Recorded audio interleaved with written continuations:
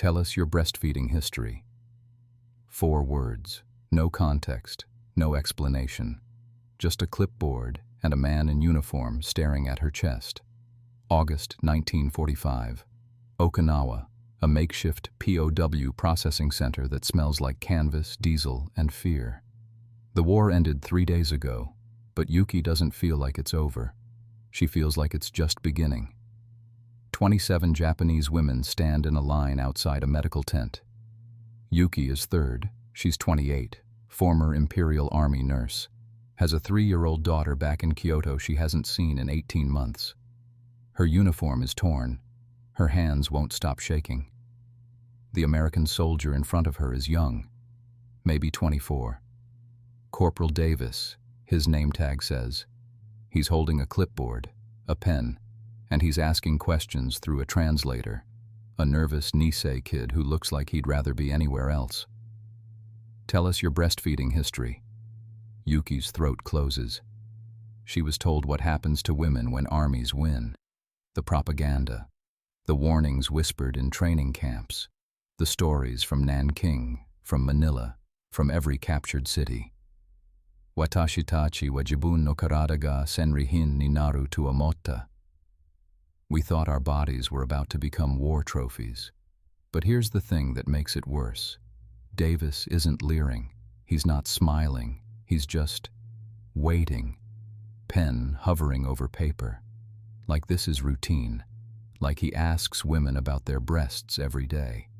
Behind Yuki, 26 women are listening. Some are crying. Some are silent. Keiko, 22, unmarried factory worker conscripted 6 months ago, is gripping Yuki's arm so hard it hurts. The numbers make it worse. Only 127 Japanese women captured as POWs by August 1945, out of 2.3 million total Japanese POWs. Yuki is one of 127. Keiko is one of 127. They are statistical anomalies, rare enough to be experiments, and 89% of them, Yuki included, have never been examined by a male doctor before this moment. The translator stumbles over the words. His Japanese is formal. Textbook. He says something about chest examination records and maternal documentation, and Yuki hears strip even though he never said it. The humid air presses down. The tent canvas flaps in the wind. Davis's pen scratches against the clipboard. Yuki can hear her own heartbeat. She opens her mouth. But before she can answer, Keiko does something no one expected. Keiko steps forward, not back. Forward, she's shaking. But she's also 22 and unmarried, and has nothing left to lose because her entire family died in the Osaka firebombing 3 months ago. She looks Davis in the eye and says in broken English, "No, I tell nothing." Davis blinks. The translator, Private Tanaka, 19, Nisei from California, parents in Manzanar internment camp, freezes. Here's what Keiko doesn't know. Davis isn't asking because he wants to.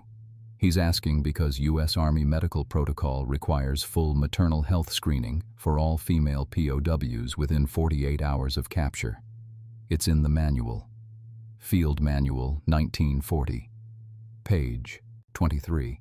Here's what Davis doesn't know. Tanaka just mistranslated breastfeeding history as chest examination record.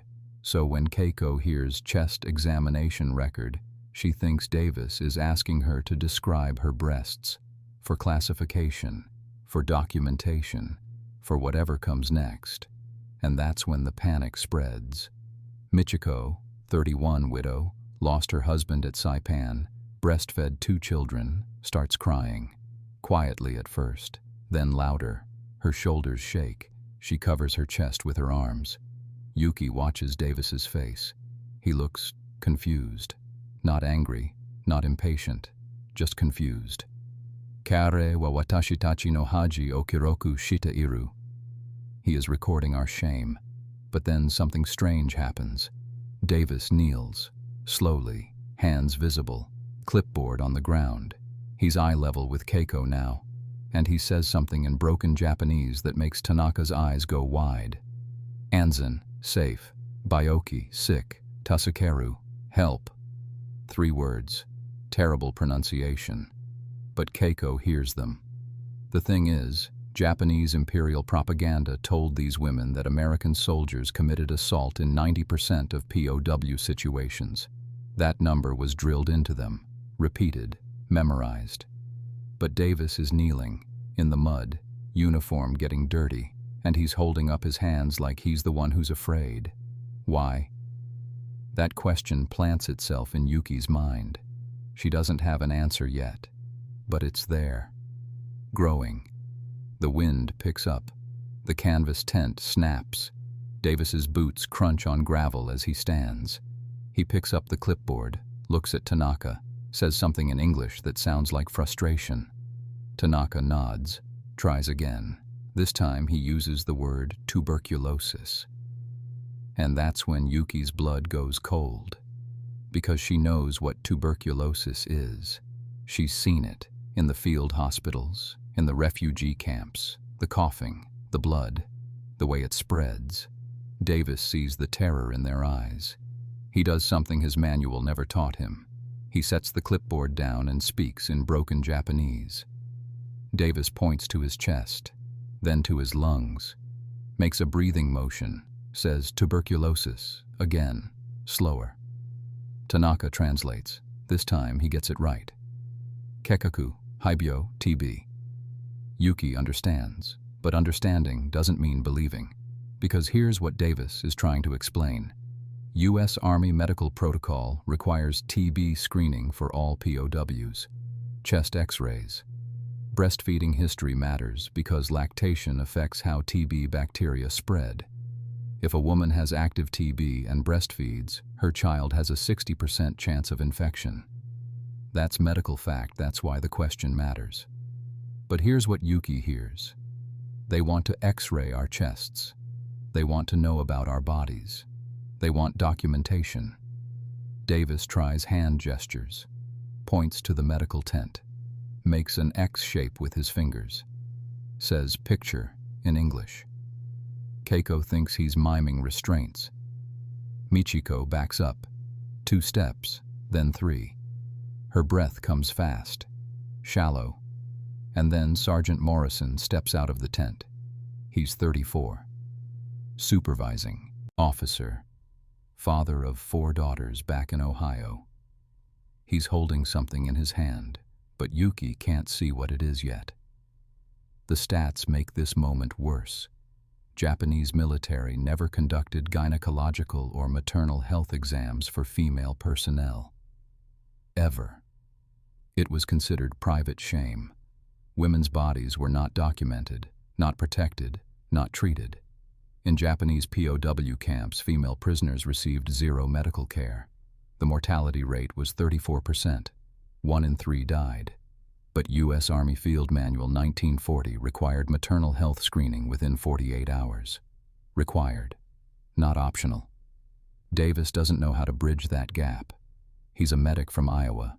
He lost his wife to childbirth complications in 1943. He knows what happens when women don't get medical care. He's seen it. But how do you explain that to someone who thinks you're about to assault them? Hana, 25, former school teacher, speaks some English but too terrified to admit it. Watches Morrison approach. She can understand what Davis is saying. She knows the word tuberculosis. She knows what X-rays are. Kanojo wa eigo o hanasu koto ga dekiru. Shikashi, moshi kanojo ga sore o mitomeru naraba, kare wa kanojo ni nani o suru daruka. She can speak English. But if she admits it, what will he do to her? Morrison stops in front of Yuki. He opens his hand. It's not a weapon, it's a photograph. And what Yuki sees in that photograph will rewrite everything she thinks she knows about captivity. 4 girls, ages maybe 6 to 12, smiling, standing in front of a white house with a porch. Morrison points to the photo, says one word, daughters. Then he points to the medical tent, says another word, safe. Yuki doesn't believe him. Why would she?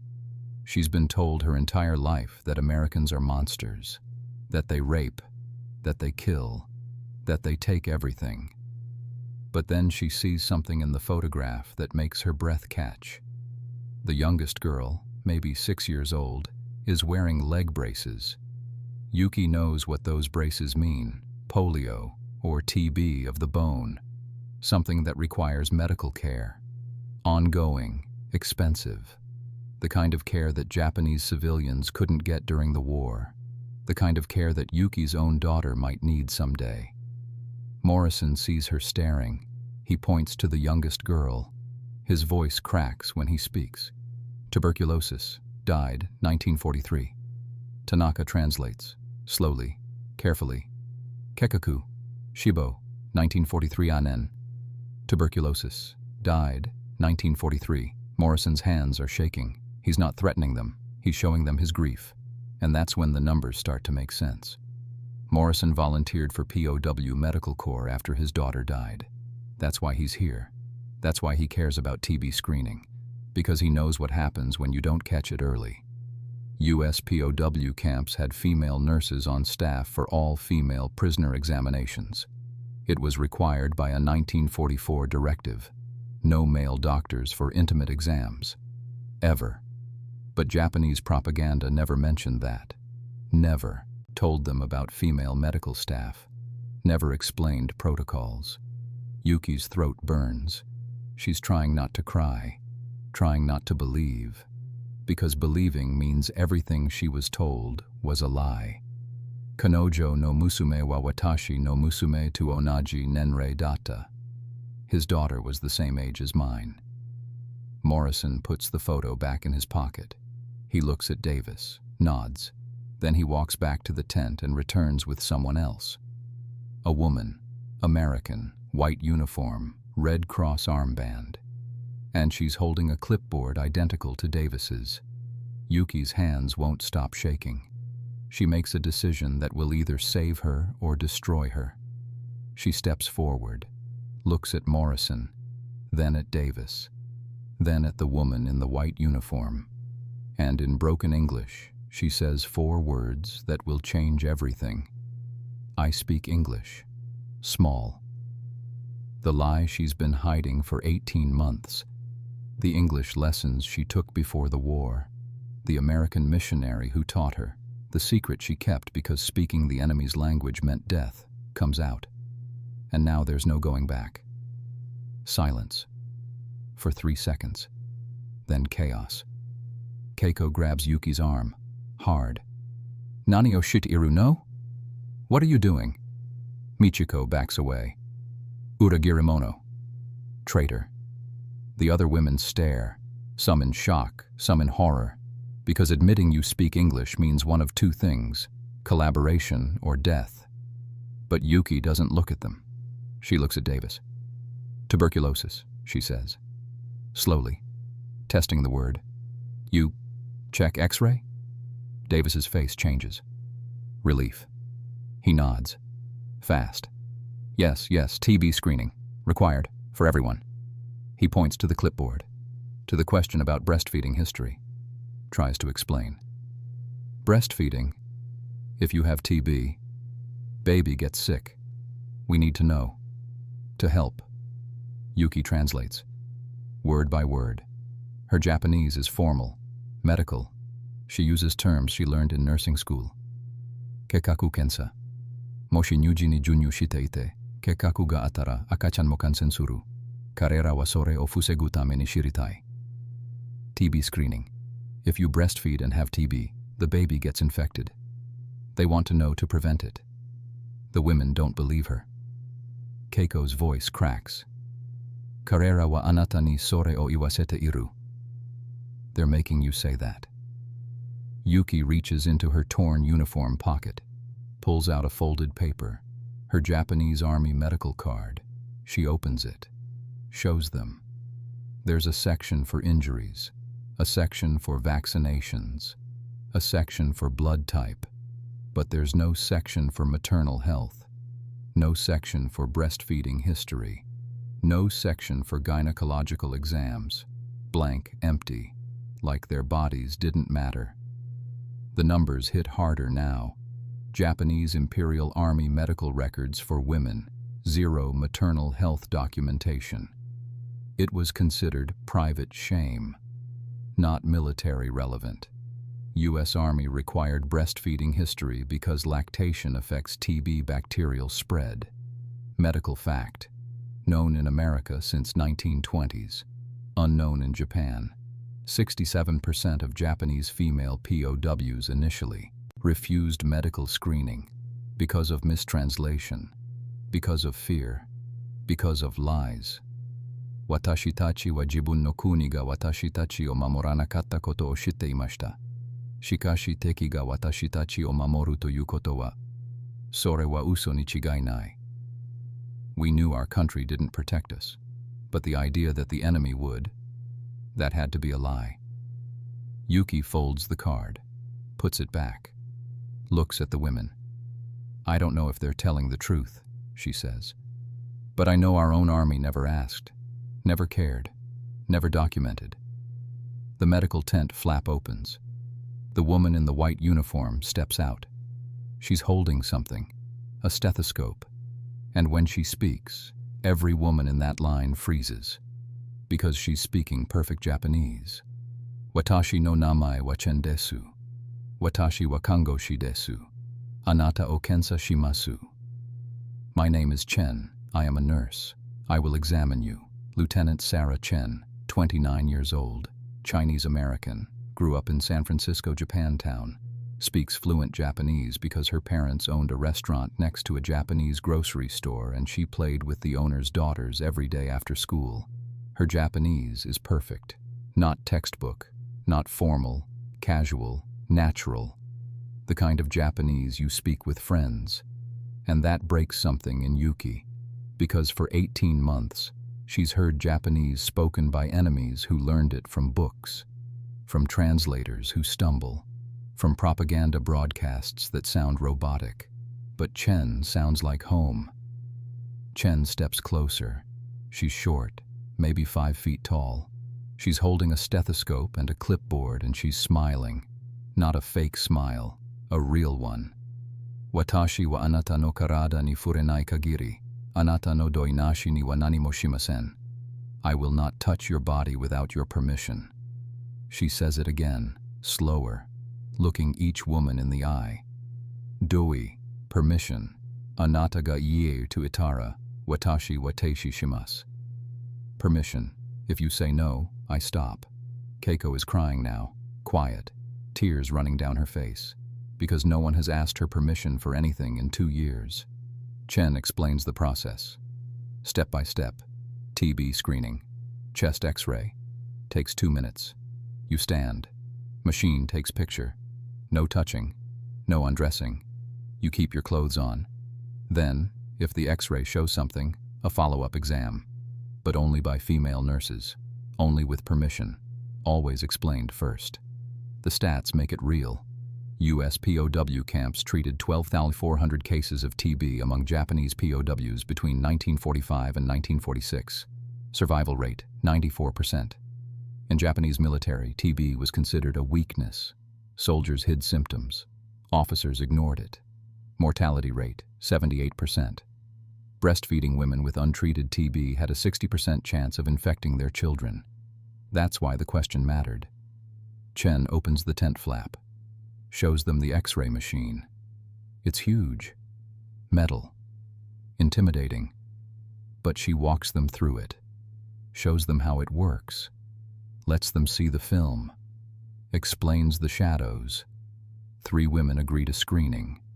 Yuki. Michiko. Ayako. 26. Persistent cough she thought was just exhaustion. The x-rays come back in 20 minutes. 3 white spots. 3 cases of TB, early stage, treatable. Ayako stares at her x-ray. She's been coughing for 6 months.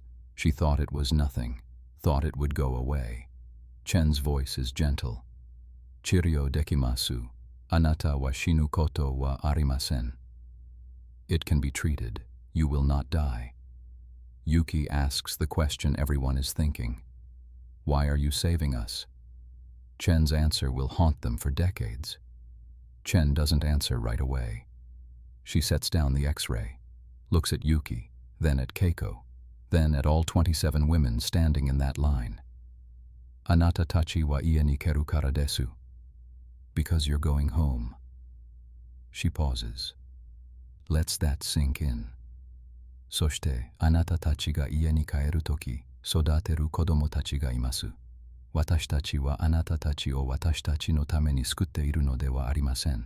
Karera no tame ni sukutte iru no desu. And when you do, you'll have children to raise. We're not saving you for us. We're saving you for them. Yuki's throat tightens. She hasn't thought about going home. Hasn't let herself. Because hope is dangerous. Hope gets you killed. But Chen isn't finished. She reaches into her uniform pocket, pulls out a photograph. Not of patients, not of medical procedures, of a family. Kore wa watashi no kazoku desu. This is my family. A man, a woman, 2 children, standing in front of a restaurant. The sign is in English and Chinese and Japanese. San Francisco, before the war. Chen points to the man. Watashi no chichi, my father, then to the woman. Watashi no haha, my mother. Then she says something that breaks them. Karera wa manzanar ni imasu. Watashi wa kare no kuni ga watashi o teki no yoni atsukata koto o shite imasu. They are in Manzanar. I know what it's like when your own country treats you like the enemy. Silence. Complete. Total. 110,000 Japanese Americans interned in U.S. camps during WWII. Chen's parents are 2 of them, locked up, because of their ancestry, because of fear. But Chen is here, wearing a U.S. Army uniform, saving Japanese POWs. 33,000 Japanese Americans served in U.S. military during WWII. 800 plus Nisei women in medical corps. Chen is one of them. Kanojo no kuni wa kanojo o uragite imashita. Watashi tachi no kuni wa watashi tachi o uragite imashita. Shikashi kanojo wa mada watashi tachi o sukutte imasu. Her country betrayed her. Our country betrayed us. But she is still saving us. Michiko asks the question no one else can. Nays? Why? Chen's voice doesn't waver. Dareka ga shinakareba naranai kara desu. Because someone has to. She folds the photograph, puts it back, looks at Ayako's X-ray. Chiryo o hajimemasu, kyo. We start treatment. Today. 6 months later, Yuki boards a repatriation ship in Yokohama. In her pocket, a folded piece of paper. Her TB treatment record. Proof she's not contagious. Proof she was saved. On it, something that will change 3 generations. October 1946. Yokohama port. The repatriation ship docks at dawn. Yuki hasn't slept. She's been holding the paper in her pocket for 6 hours straight. Her TB treatment record. Signed by Chen. Stamped by U.S. Army Medical Corps. Proof. Her daughter is waiting. Emiko. 4 years old now. Yuki hasn't seen her in 18 months. Doesn't know if Emiko will remember her. Doesn't know if she'll be afraid. The gangplank lowers. Yuki walks down. Slowly, her legs are shaking, and then she sees her. Small, dark hair in 2 braids, holding her grandmother's hand, staring. Yuki kneels, opens her arms. Emiko runs. The paper crinkles in Yuki's pocket as she holds her daughter for the first time in 18 months. She's crying. Emiko is crying. Her mother is crying. But then a Japanese doctor approaches. Dr. Nakamura, 52 years old, trained pre-war. He's been screening repatriated POWs for contagious diseases. He asks for Yuki's medical records. She hands him the paper. The American treatment record. TB diagnosis. 6 months of streptomycin injections. Chest X-rays showing clear lungs. No active infection. Nakamura stares at it. Reads it 3 times, then looks at Yuki like she's lying. Kore wa honto desu ka? Is this real? Because the treatment protocols are too advanced. The medication, streptomycin, was only discovered in 1943. Japan doesn't have access to it yet, won't for another 2 years. But Yuki's X-rays don't lie. She shows him the before, the after, 3 white spots, then none. Nakamura is silent for a long time. Then he asks a question that will change everything. Karera wa anata ni kore odoyatte kuremashita ka? How did they do this for you? Yuki tells him. Everything. The mistranslation, the fear, the photograph, Chen, the female nurses, the treatment. And Nakamura listens. 3 months later, he publishes a paper. Maternal Health Protocols in Allied POW Camps, Lessons for Post-War Japan. By 1950, Japan adopts US-style TB screening protocols for pregnant and nursing women. Infant mortality drops 40% in 5 years. 73 of the 127 Japanese female POWs go on to work in medical or social services post-war. Yuki is one of them. She becomes an advocate, speaks at hospitals, shows her treatment record, tells her story. Watashi tachi wa teki kara irio o ukemashita. Soshite, watashi tachi no kuni wa mada watashi tachi ni sore o ataete imasen deshita. We received medical care from the enemy, and our own country still hadn't given it to us. But there's one question Yuki never answered. Not in 1945. Not in 1946. Not until 1985, when her granddaughter asks. 1985. Tokyo. Yuki is 68 years old now. Gray hair, hands that shake slightly when she holds her teacup. But her voice is steady. Her granddaughter, Akiko, 22, university student studying women's history, sits across from her. Notebook open. Pen ready. Oba-chan, Akiko says. Did you trust them? When they first asked. Yuki pauses, looks out the window. The Tokyo skyline has changed. Everything has changed. She says. No. I thought I was going to die that day. She unfolds the paper she's kept for 40 years. The maternal health questionnaire. The one Davis held. The one that started everything. Kore o mita toki, watashi wa jibun no jinsei ga owatta tu omoimashita. When I saw this, I thought my life was over. Akiko leans forward. But you answered. Yuki shakes her head. I didn't answer, not at first. I was too afraid. She traces the questions with her finger. Breastfeeding history, number of children, last menstrual period, medical conditions. Kore wa watashi no karada ni tsuite no shitsumon deshita. Shikashi dare mo watashi no karada ni tsuite kiita koto ga arimasen deshita. Watashi no kuni sae mo. These were questions about my body, but no one had ever asked about my body before, not even my own country. The stats are final now, definitive.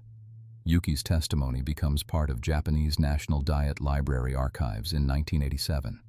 By 1990, 40+ former Japanese female POWs give recorded testimonies about medical treatment in U.S. camps. Japanese maternal mortality rate in 1945, 17 per 1,000 births.